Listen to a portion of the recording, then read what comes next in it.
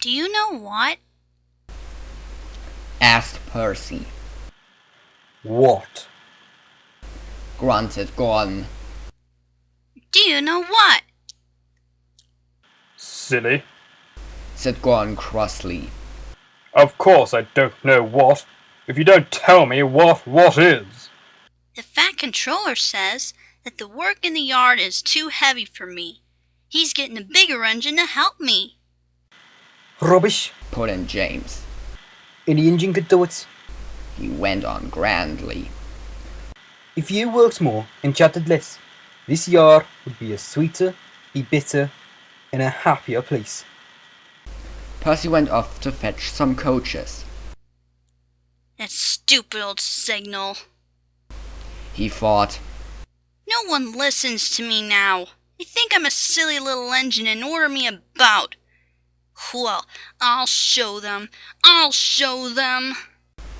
He puffed as he ran about the yard, but he didn't know how. Things went wrong. The coaches and trucks behaved badly, and by the end of the afternoon he felt tired and unhappy. He brought some coaches to the station. "Hello, Percy," said the Fat Controller. "You look tired." Yes, sir. I am, sir. I don't know if I'm standing on my dome or my wheels. "You look the right way up to me." Laughed the Fat Controller. "Cheer up. The new engine is bigger than you, and can probably do the work alone. Would you like to help build my new harbour at Thomas's Junction?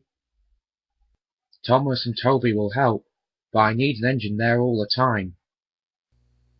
Oh, yes, sir. Thank you, sir. Said Percy happily. The new engine arrived next morning. "What is your name?" asked the Fat Controller kindly. Montague, sir, but I'm usually called Duck. They say I waddle. I don't really, sir, but I like Duck better than Montague. "Good. Said the Fat Controller. Duck it shall be. Here, Percy, come and show Duck round." The two engines went off together.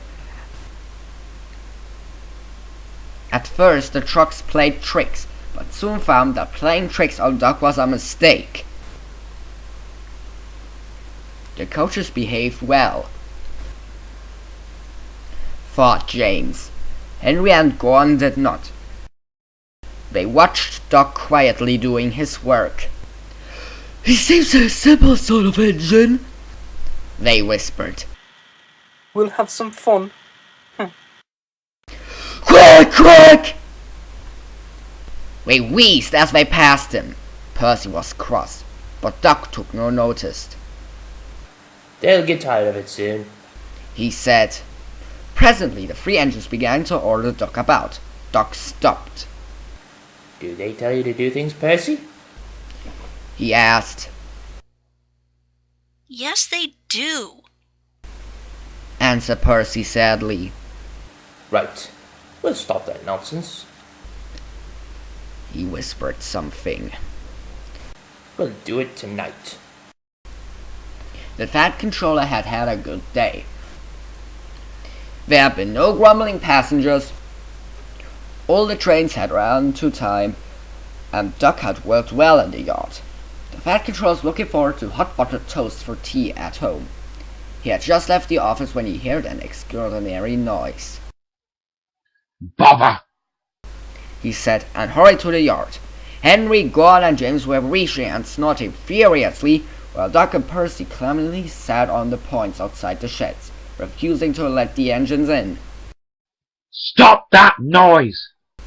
he bellowed. "Now, Gordon." They won't let us in. Hissed the big engine crossly. "Duck, explain this behaviour." Beg pardon, sir, but I am a Great Western engine. We Great Western engines do our work without fuss, but we are not ordered about by other engines. You, sir, are our controller. We will move, of course, if you order us, but, begging your pardon, sir, Percy and I will be glad that you inform these, engines that we only take orders from you. The three big engines hissed angrily. Silence! Snapped the Fat Controller.